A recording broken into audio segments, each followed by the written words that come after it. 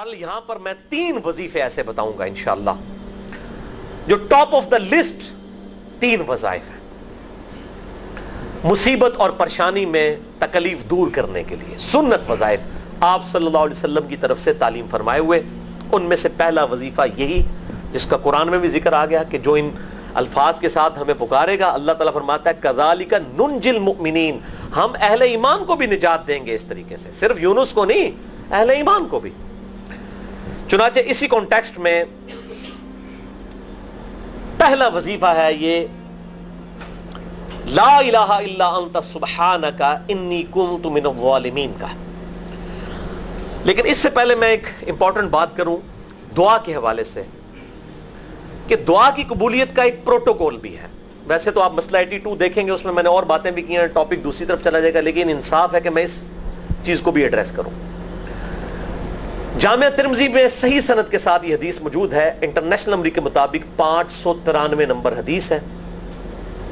اور یہ حدیث مشکات میں آپ کو پہلی جلد میں درود شریف والے چیپٹر میں بھی مل جائے گی، اور مشکات کو میں نے ڈکلیئر کیا ہے مشکات از دا انسائکلوپیڈیا آف حدیث، یعنی آپ کو جتنی حدیثیں سکیٹرڈ فارم میں ملیں گی کتب ستہ اور اس سے بھی باہر 13 کتابوں میں، مشکات میں آپ کو مل جائیں گی۔ میں نے اسی لیے مشکات میں پورا لیکچر ریکارڈ کروا دیا ہے، مسئلہ نمبر 111B کے عنوان سے مشکات المصابیح کا مکمل تعارف،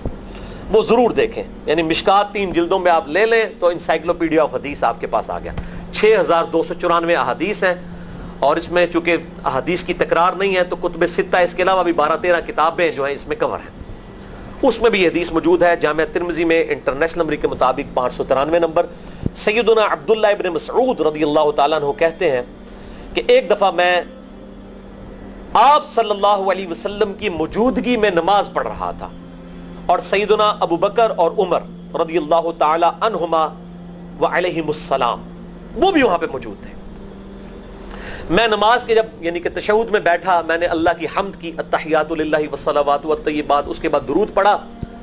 اور اس کے بعد میں نے دعا مانگنا شروع کی تو آپ صلی اللہ علیہ وسلم نے ارشاد فرمایا سل تعطا، سل تعطا، مانگ تجھے دیا جائے گا، مانگ تجھے دیا جائے گا، یعنی جو درود شریف اور ذکر کے ذریعے متوجہ ہوتا ہے اللہ تعالیٰ اس کی دعا قبول کرتا ہے۔ اور پھر ابن مسعود ادھر ہی روایت کرتے ہیں، ساتھ ہی جامعہ ترمذی میں دوسری حدیث ہے صحیح سند کے ساتھ کہ ایک شخص آیا، اس نے جو ہے وہ نماز کے دوران حمد و درود کے بغیر ڈائریکٹ اللہ سے مانگنا شروع کر دیا، تو جب وہ فارغ ہوا آپ صلی اللہ علیہ وسلم نے اسے بلا کر کہا کہ سائل تو نے مانگنے میں جلدی کی، تجھے چاہیے کہ جب دعا مانگنے لگے پہلے اللہ کی حمد بیان کر، پھر مجھ پر درود پڑھ، اور پھر اللہ کی طرف متوجہ ہو۔ اور اس حدیث میں آتا ہے کہ ایک اور شخص آیا، یعنی ابن مسعود وہ خود تھے، اور اس نے اللہ کی حمد اور درود کے ذریعے دعا مانگی تو آپ صلی اللہ علیہ وسلم فرمایا سل تعطا، سل تعطا، مانگ تجھے دیا جائے گا، مانگ تجھے دیا جائے گا۔ درود شریف پہ میں الگ سے بھی لیکچر دے چکا ہوں، مسئلہ نمبر 56 کے عنوان سے 2 گھنٹے کی گفتگو ہے۔ درود شریف کے صحیح فضائل اور صحیح احکام و مسائل بڑی ڈیٹیل کے ساتھ ہر اینگل سے درود شریف کے حوالے سے آپ کو وہ سمجھ لیں کہ انسائکلوپیڈیا ہے وہ لیکچر، مسئلہ نمبر 56 اہل سنت پاک.com پہ۔ تو دعا کے لیے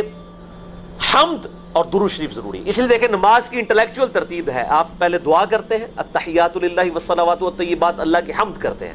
پھر نبی صلی اللہ علیہ وسلم پر سلام عرض کرتے ہیں السلام علیکہ ایھا النبی، اس کے بعد آپ درود پڑھتے ہیں، اور اینڈ پہ آپ دعا مانگتے ہیں اللہم انی اعوذ بک من عذاب جہنم ومن عذاب القبر ومن فتنة المحیا والممات ومن شر فتنة المسیح الدجال، یا اللہم ربنا آتنا فی الدنیا حسنة وفی الآخرة حسنة وقنا عذاب النار، یا رب اجعلنی مقیم الصلاة ومن ذریتی ربنا وتقبل دعائی ربنا اغفر لی ولوالدی وللمؤمنین یوم یقوم الحساب۔ کوئی بھی دعائیں مانگیں، یہ بھی مانگیں جو میں وظائف بتا رہا ہوں، کیونکہ بخاری اور مسلم کی متفق علیہ حدیث ہے۔ مشکات میں آپ کو تشہد والے چیپٹر میں حدیث مل جائے گی کہ نماز میں تشہد میں درود کے بعد جو چاہو اپنے رب سے مانگو، یعنی عربی میں مانگنا ہوگا،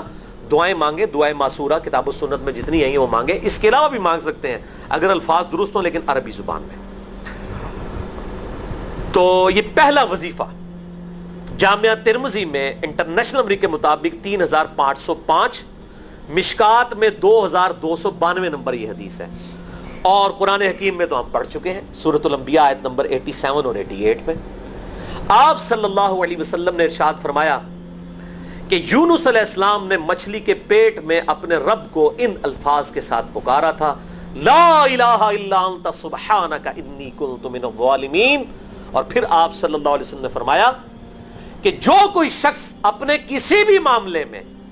کسی بھی پریشانی میں اس دعا کے ذریعے اللہ کی طرف متوجہ ہو, اللہ تعالیٰ اس کی دعا کو قبول فرما لیتا ہے. اور قرآن میں بھی آ گیا نا کذالک ننجی المؤمنین, اور کتنا بڑا فتویٰ آیا میرے بھائیوں سورہ الصافات 143 144,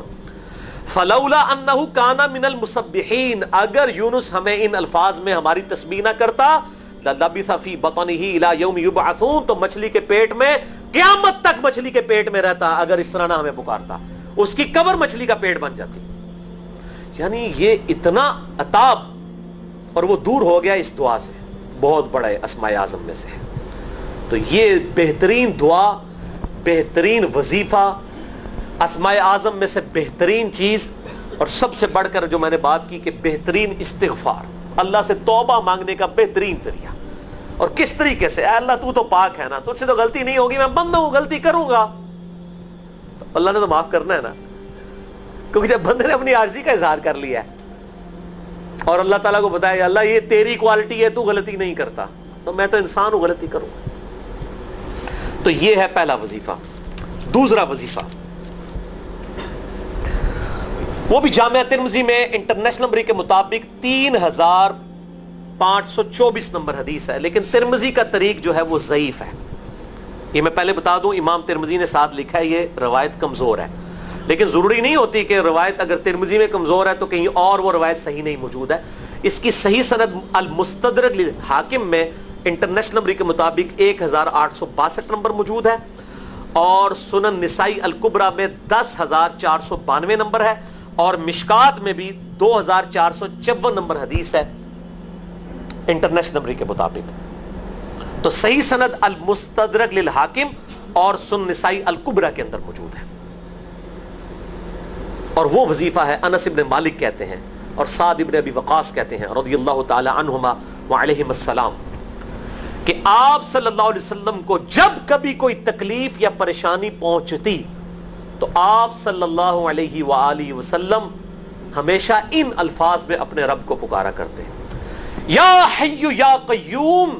برحمتک استغیث, اے خود سے زندہ ہر چیز کو تھامنے والے, میں تیری رحمت کے ساتھ تیری مدد کا سوال کرتا ہوں. استغیث بولیں گے نا الف کے ساتھ حمزہ کے ساتھ تو یہ سنگولر کا صیغہ ہوگا,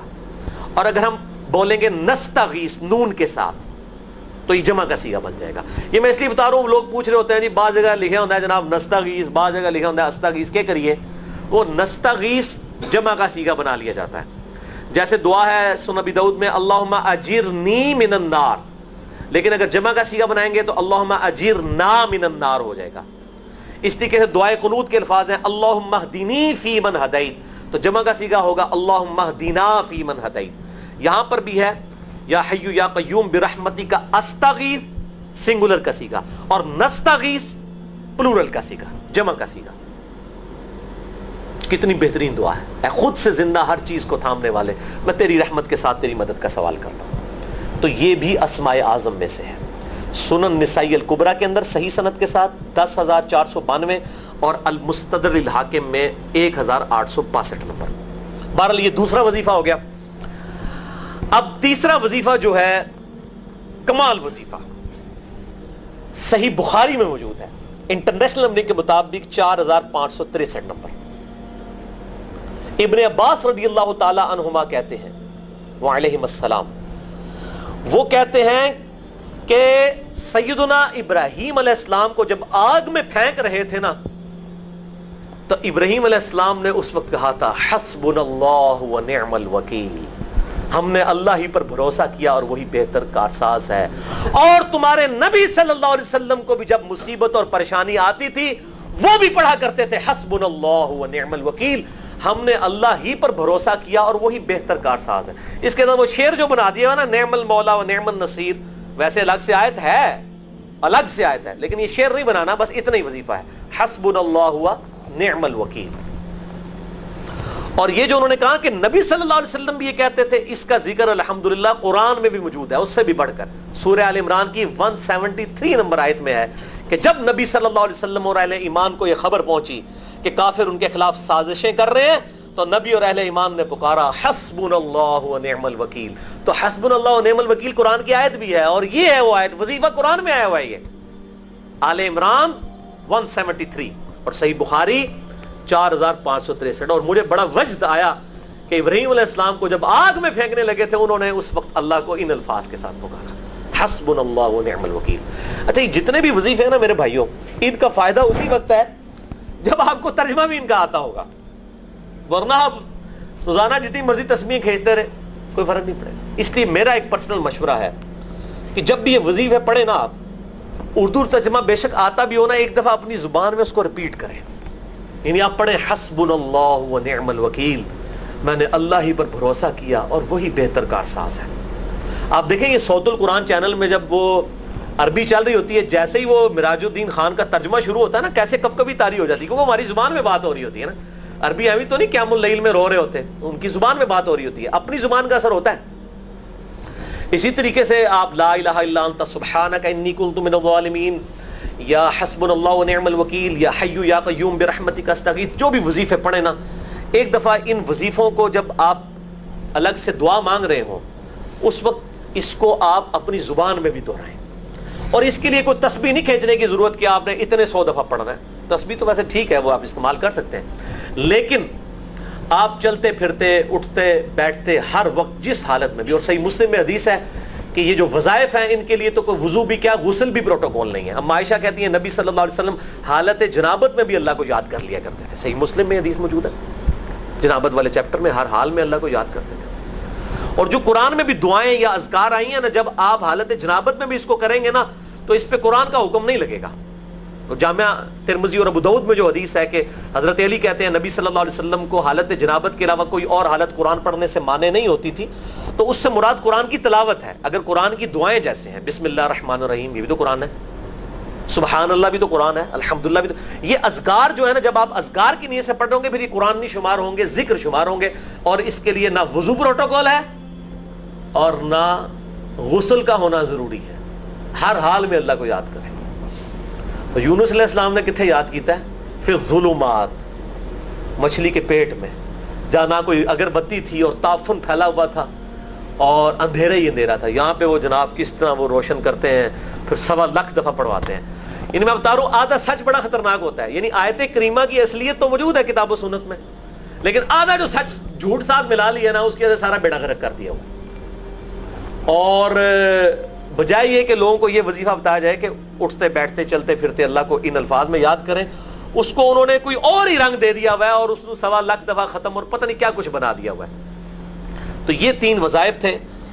بڑے اہم اس حوالے سے, اور میں نے اس کو ضروری سمجھا کہ میں یہ ضرور بتا دوں تاکہ لوگ اس پہ ایجوکیٹ ہوں, ان وظائف کو کریں.